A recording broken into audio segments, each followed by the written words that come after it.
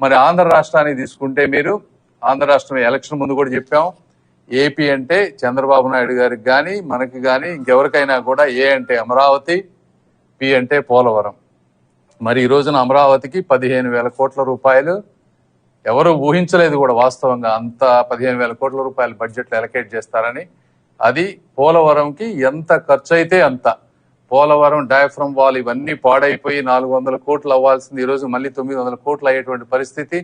Cost escalations ఉన్నా కూడా వచ్చే 2-3 సంవత్సరాల్లో దీన్ని పూర్తిగా ఫినిష్ చేసే విధంగా కంప్లీట్ గా వాళ్ళు కంట్రోల్ తీసుకొని ఆంధ్రప్రదేశ్ కి పోలవరం అనే దాన్ని ఇవ్వబోతా ఉన్నారు. అదేవిధంగా రైల్వే ఇక్కడ అమరావతిలో తీసుకుంటే దాదాపుగా 2,500 కోట్లతోటి exclusive capital oriented rail line already మనకు శాంక్షన్ అయింది.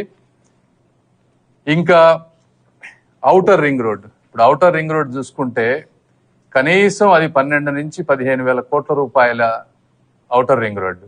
జనరల్ గా ఏ స్టేట్ లో అయినా ఇలాంటి రోడ్స్ వేసినప్పుడు ల్యాండ్ ఎక్విజిషన్ స్టేట్ గవర్నమెంట్ చేసి ఇవ్వాలి.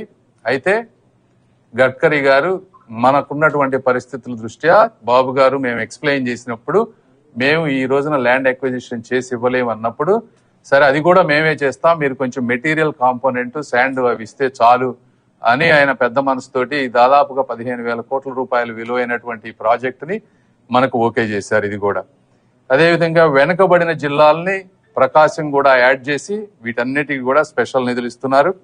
2 ఇండస్ట్రియల్ కారిడార్స్ మీకు తెలుసు, ఒకటి కొప్పర్తి నోడు, ఇంకొకటి వచ్చేటప్పటికి ఓర్వకల్లు నోడు. ఈ రెండింటికి ఇంకా డీటెయిల్స్ రావాలి వీటిలో, బట్ అవి ఒక 2 మేజర్ వస్తున్నాయి.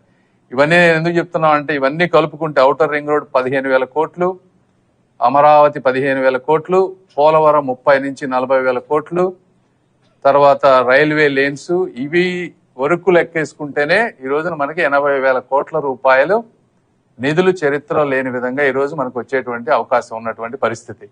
ఇవి కాకుండా కేంద్ర ప్రభుత్వంలో ఎన్నో పథకాలు ఉన్నాయి. ఈ పథకాలన్నిటినీ కూడా రాష్ట్ర ప్రభుత్వం గనక ప్రాపర్ గా మేనేజ్ చేసుకొని నిధులు ఇస్తే ఇంకా కొన్ని వేల కోట్ల రూపాయలు పనులు చేయొచ్చు. ఏ విధంగా అంటే 2014-19లో నరేగా ద్వారా మనం అన్ని గ్రామాల్లో చాలా బావుగారు కూర్చొని 28 డిపార్ట్మెంట్లతోటి కన్వర్జెన్స్ చేసి ఆ రోజున ప్రతి గ్రామంలో ప్రతి ఎస్టీ కాలనీలో సిమెంట్ రోడ్లు వేసాం. అదే విధంగా ఆ రోజున 60,000 కోట్లు ఉండే నరేగా నిధులు ఎంటైర్ కంట్రీకి, ఈ రోజు 86,000 కోట్ల రూపాయలకు పెరిగినాయి. ఉపాధి హామీ ద్వారా కూడా ప్రతి వ్యక్తికి 20-30 రూపాయలు డైలీ వేజెస్ పెరుగుతున్నాయి. దాన్ని మనం వాడుకొని ప్రతి గ్రామాల్లో డ్రైనేజీలు కానీ, లేకపోతే ఇంకక్కడ మిగిలిపోయిన సిమెంట్ రోడ్లు కానీ, లేకపోతే కమ్యూనిటీ హాల్స్ కానీ ఎన్నో చేసుకునే అవకాశం ఉంటుంది. అదే కాకుండా ఇప్పుడు ఆయుష్మాన్ భారత్ అని ఉంది. ఆయుష్మాన్ భారత్ అనేది ఇది అందరూ వినాల్సింది, తెలుసుకోవాల్సింది. ప్రతి వ్యక్తికి కూడా 5 లక్షల రూపాయలు హాస్పిటల్కి వెళ్తే సెంట్రల్ గవర్నమెంట్ స్కీమ్ ద్వారా ఇన్సూరెన్స్ లాగా వాళ్ళకి మనీ వస్తుంది. ఈ కార్డులు ప్రతి ఒక్కరికి చేరాలి. ఎందుకంటే మా గుంటూరు పార్లమెంట్ లోనే చూస్తే 3 లక్షల కుటుంబాలు ఎలిజిబుల్ అయితే కేవలం 28,000 కార్డులు మాత్రం ఎప్పటి వరకు ఇచ్చారు.